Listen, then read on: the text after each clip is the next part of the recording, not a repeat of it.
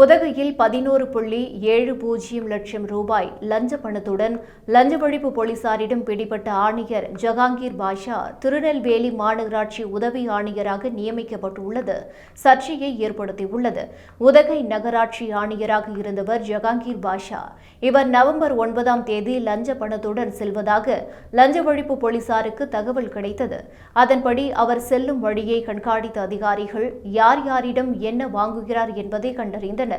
ஜஹாங்கீர் பாஷா காரில் ஏறி அவர் செல்ல முயன்ற போது அவரை வழிமறித்து பிடித்தனர். அதிகாரிகள் சோதனை செய்ததில் அவரிடம் 11,70,000 ரூபாய் பிடிபட்டது.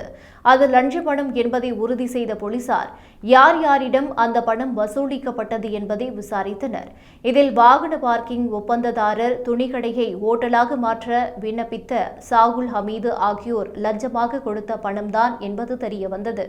இதையடுத்து ஜஹாங்கீர் மீது போலீசார் வழக்கு பதிவு செய்ததை அடுத்து அவர் காத்திருப்போர் பட்டியலுக்கு மாற்றப்பட்டார். இந்நிலையில் இப்போது அவர் திருநெல்வேலி மாநகராட்சி உதவி ஆணையராக நியமிக்கப்பட்டுள்ளார். லஞ்ச ஒழிப்பு போலீசார் சோதனையில் சிக்கிய ஒரு அதிகாரி மீது வழக்கு பதிவு செய்யப்பட்ட நிலையில் அவருக்கு புதிய பதவி ஒதுக்கப்பட்டுள்ளது சர்ச்சையை ஏற்படுத்தியுள்ளது. அவர் மீது துறை ரீதியான விசாரணை நடத்தப்பட்டதா, அவருக்கு உதவி செய்தது யார் போன்ற கேள்விகளை நெட்டிசன்கள் எழுப்பி வருகின்றனர்.